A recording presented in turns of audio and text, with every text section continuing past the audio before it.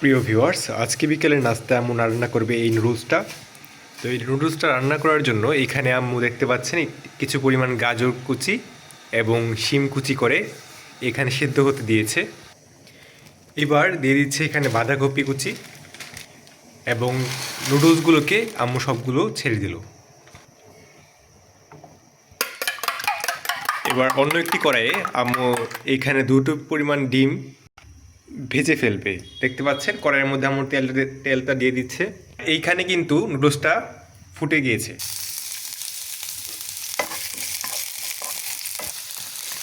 এইখানে আম্মু তেল দেওয়ার পর কাঁচামরিচ, পেঁয়াজ কুচি এগুলো দিয়ে দিচ্ছে।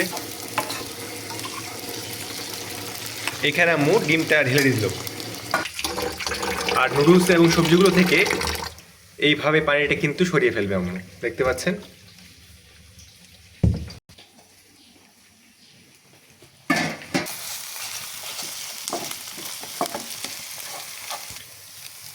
এবার ডিমটা যখন প্রপারলি ভাজা হয়ে যাবে সেখানে আম্মু এই সেদ্ধ করে রাখা নুডলস এবং সবজিগুলোকে দিয়ে দিচ্ছে। দেখতে পাচ্ছেন কত সুন্দর একটি কালার এসেছে। এখানে নুডলসের জন্য ম্যাজিক মশলা দিয়ে দিচ্ছে। এই ম্যাজিক মশলাটা দিলে নুডলসের মধ্যে অন্যরকম একটা ভালো ফ্লেভার অ্যাড হয়।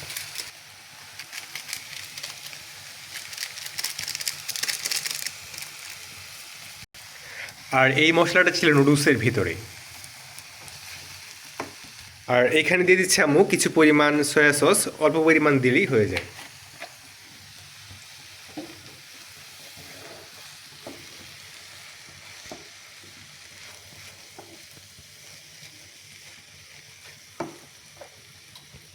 আর হালকা পরিমাণ লবণ এই পর্যায়ে কিন্তু ছেড়ে দিবেন। এবার অল্প পরিমাণ গোলমরিচ দিয়ে দিবেন। এবার ভালোভাবে এগুলোকে মিক্স করলেই নুডলস কিন্তু রেডি। তারপর টমেটো সস দিয়ে এগুলোকে পরিবেশন করবেন। বেশ হয়ে গেল আমাদের মজাদার ইয়ামি নুডলস। অবশ্যই বাসায় আপনারা ট্রাই করে জানাবেন কেমন লাগলো।